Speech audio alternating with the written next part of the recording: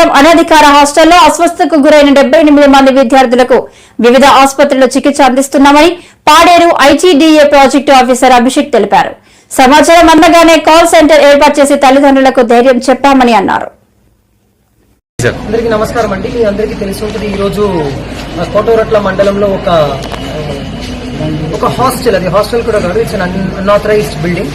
ఆ బిల్డింగ్ లో జరిగిన ఒక సంఘటనలో ఫుడ్ పాయిజనింగ్ జరిగి మొన్న రాత్రి ఎవరో తెచ్చి ఇచ్చిన చికెన్ బిర్యానీ మరియు సమోసా ఇది రెండు తినేసి సుమారు ఒక 93 మంది పిల్లలు కొంచెం ఫుడ్ పాయిజనింగ్ కి గురయ్యారు.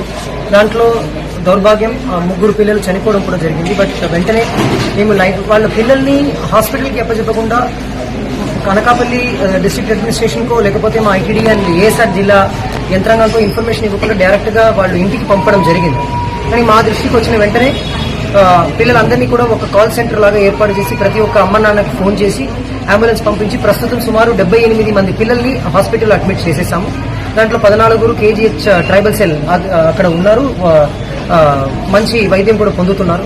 అది మాత్రం కాకుండా ఇక్కడ కూడా కొంతమంది పిల్లలు ఉన్నారు. మాకున్న ఆర్జేపాలెం పిహెచ్సి, తాజంగి, నంబసింగి మరియు దౌనూరు పిహెచ్సిలో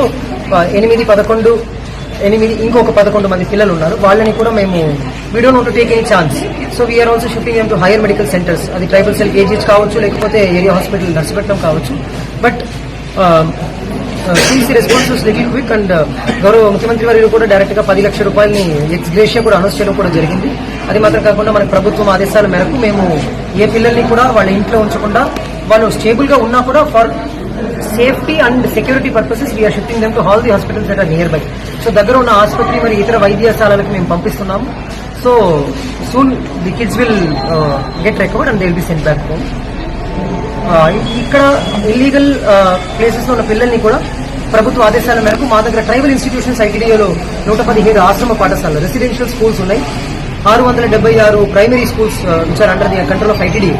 So we are also shifting all the kids back to our own ITDA, and kids will be given TC from here and they will be admitted in my agency.